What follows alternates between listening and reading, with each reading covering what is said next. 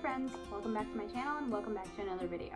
So as the application season starts to open up and AADSAS starts to let you start working on your application, a lot of you are probably either working on or still tweaking your personal statements. And I wanted to make this video because I got a lot of questions from a lot of my pre-dental friends and underclassmen about where do I begin, what should I be including in my personal statement, can you send me yours? I want to just get some ideas. So I just want to give a little disclaimer. Obviously, again, I can only speak from my own experience, but I am a successful dental applicant. I'm starting dental school in the fall, which, by the way, I will still reveal where I'm going to school. I just, wanted to keep you guys in suspense for a little bit. But I am a successful dental applicant, and I can offer my tips and tricks that helps me write an effective personal statement.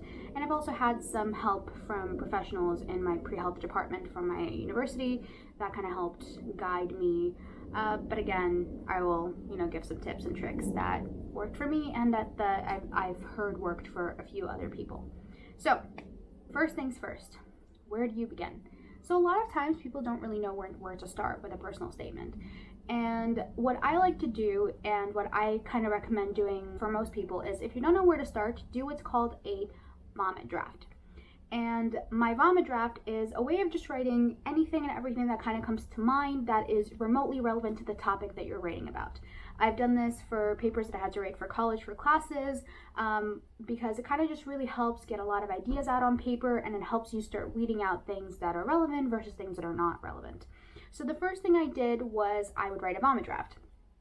And what I recommend for you doing is just take 30 minutes and just write down all the possible ideas that you have on paper. It doesn't have to be coherent. It doesn't even have to be full sentences. It could just be anything that comes to mind, anything that you think you want to lay out on paper for your personal statement.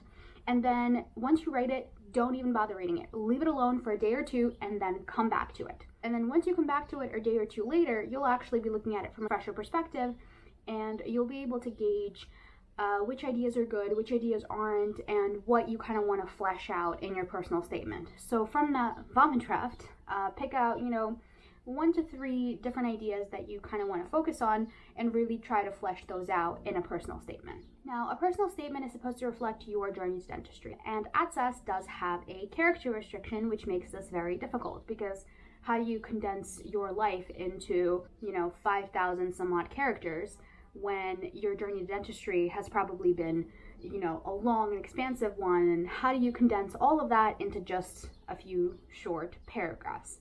Right, that's the tricky part. I found it easier to write more than I needed to and then condense. Some people will just write, whatever comes to mind, and then if that's not enough, then they'll just flesh out some of the details. I tend to kind of put in a little bit more than I need to, so for me it's easier to write more and just edit down. But it should be the process that works for you. Whatever works for you when you typically write.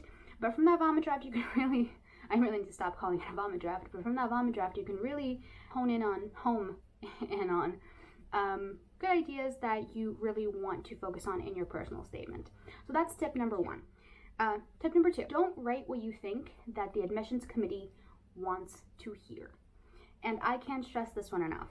There have been so many people that sent me their personal statements just to get, an opinion on for me to take a look. And they wrote something that is very similar to what they believe a college admissions essay should sound like. And they wrote in a similar fashion for the dental school admissions essay. Admissions officers that I've spoken to, they see right through that. They don't want to hear the typical, I've wanted to be a dentist my whole life kind of story. They don't want a cookie cutter essay. They really want you to speak about you as a person, what makes you passionate about dentistry, what makes you stand out, and how you yourself will be a good dentist. So that brings me to my next point. Tip number 3. One thing that is good to include in your personal statement is a dexterity skill. Now, on the AADSAS application, there is a short little paragraph where you have to write about a skill involving manual dexterity. Okay, as dentists, we need to work with our hands, which means that you need to have some sort of activity, or it's preferable to have some sort of activity that has made you develop over the years fine-tuned dexterity skills when it comes to your hands. And those skills can range from anything from knitting, fixing cars, doing nails, doing makeup, playing guitar, playing piano, any kind of instrument that requires you to use your fingers. Any of that can work as a dexterity skill. I personally wrote about hair braiding. I wrote about making lanyards as a kid, you know, the ones where we used to, you know, make those little box patterns and all that stuff. I wrote about that. I wrote about the fact that, you know, during the pandemic, I couldn't have access to a salon, so I started doing my own nails, which, you know, when you're doing it with your dominant hand, it's very easy, but when you start working with your non-dominant hand, then girls, I think you'll know what I'm talking about. It's very difficult. So that kind of forced me to develop a little bit more of my non-dominant hand skills because it required me to use that hand in order to paint my dominant hand. And so any of those kinds of examples of dexterity, if you can find a way to weave that in somehow into your personal statement and your journey to dentistry, that is a definite plus. So I'll let you guys in on a little bit of a, I guess it's not a secret, but I'll let you guys in on a little bit of a tip. That's exactly what I did for my personal statement. And what I'll tell you is this. I wrote probably three, I would say, official drafts of my personal statement. The first draft was my story of immigration to America, the fact that my parents were, you know, dentists back in Uzbekistan, and the fact that I've been surrounded by the field of dentistry my entire life, how I basically grew up in a dental office, and that, you know, it was a very, very cookie cutter immigrant story, my parent a dentist, I grew up in a dental office kind of essay.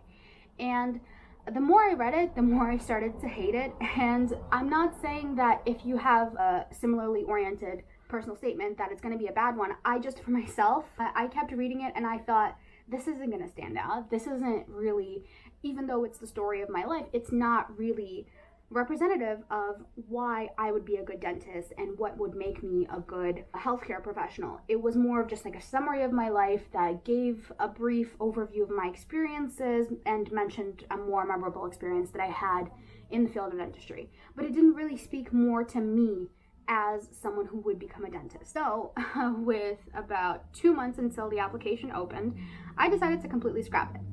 And my pre-health advisors were pretty ticked with me about that because I had started working with them on my personal statement December of the year before I was applying, as the application cycle usually opens in June. So I started working on that personal statement in December. I worked with an advisor on it for months, and I was told it was a good, well-written personal statement. But personally, to me, it just didn't feel right. It never felt right to write that kind of story. And the more I reread it and the more I checked it for errors, the less I liked it. So I decided to scrap it, and I decided to just kind of go completely in a different direction. So the second personal statement kind of melted together half of my previous personal statement with the other half focusing more on my dexterity skill and primarily focusing on hair braiding for me. So just to not go into too much of a tangent, in my culture, hair braiding is usually used in traditional and ceremonial ways.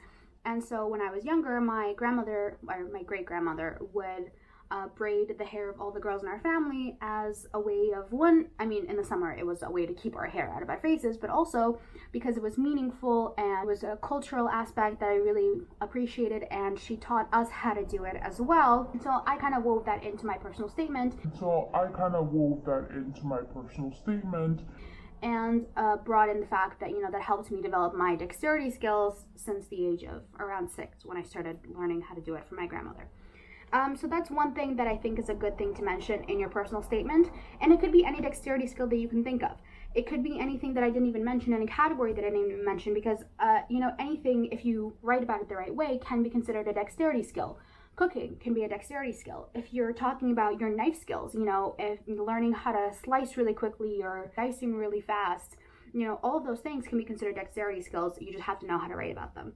So finding a way to weave that into your personal statement can be a really, really good thing. Tip number 4. One thing you don't want to do in your personal statement is literally just give a summary of all your pre-dental experiences and how each of them is going to make you a better dentist. Because although that is true, and although I'm sure we as pre-dents feel the need to kind of bring up all of our experiences because they're great and they contributed to our understanding and love for the field, it's not entirely necessary because there's already an entire experiences section where you get to describe your role. It's also a talking point during interviews where they will specifically ask you if there's some sort of experience that piqued their interest, that they want to know more about, that they want to get a better understanding of your role in. They will ask you about that during the interview.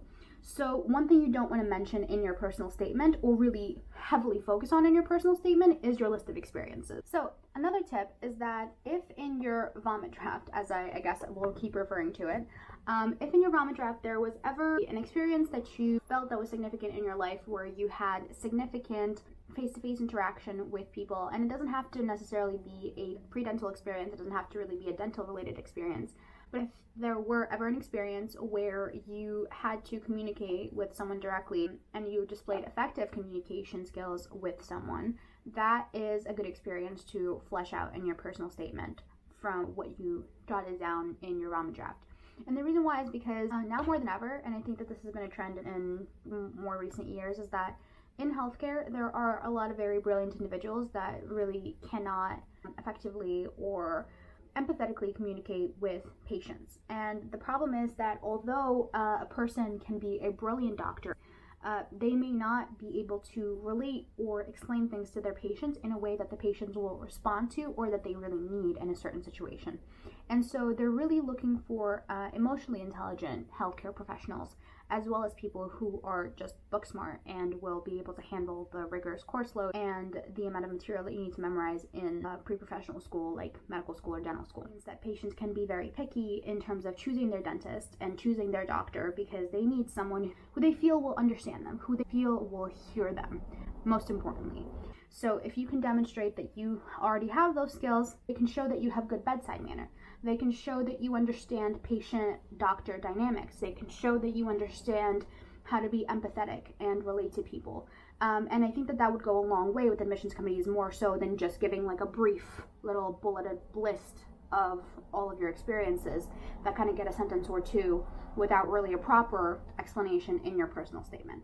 And since I mentioned the experiences section, I will do a kind of a breakdown because I've had a lot of questions from people this section specifically because a lot of you are probably filling it out right now and you're not sure how to really set it up, and I can kind of run you guys through my AADSAS and give you a little bit of a tutorial of how to fill it out, what you can edit afterwards, what you can't edit after you submit, and just kind of talk about how I went about filling out my experiences section. I know everybody's a little bit different, but there's no foolproof way to do it, but I can share what I personally did. And so I think that that deserves its whole separate video, so I won't mention it here, but I think from what I've mentioned today, those are my top 5 tips that I would give anybody who's kind of stuck or struggling with writing or perfecting their personal statement. I mean, at this point in the application cycle, you guys are probably all exploring AADSAS and just waiting for the hard opening of the application so that you guys can start submitting and sending off your applications to your dream schools. But if you were kind of like me in my shoes when I decided to just scrap my personal statement completely and just start over, if you're really stuck and don't know where to go from here, hopefully these tips will help you. So I wanted to thank you guys for sticking around, and don't forget to like this video and subscribe and leave comments about what else you would like me to make a video of. I'm starting to have more time and kind of starting to figure out a filming routine and editing and all that stuff. So I'm excited to have more videos out coming your way. Next one that I'm probably going to release is just kind of a run through the experiences section, which is what I briefly mentioned earlier, and also maybe an AADSAS tutorial if some of you guys are still struggling with that. So yeah, leave comments below if you want to see a specific video from me, and I look forward to sharing more helpful information. If you have any other questions, tips, comments, or anything like that, feel free to leave it in the comments. I will try to respond as soon as I can. And so if you have any other questions about AADSAS or the application process, also please feel free to leave it down in the comments. I will be checking them frequently just to make sure that I'm answering all you guys' questions. So again, thank you for watching. Don't forget to like the video and subscribe to the channel for more helpful pre-dental content, and I'll see you guys soon. Bye!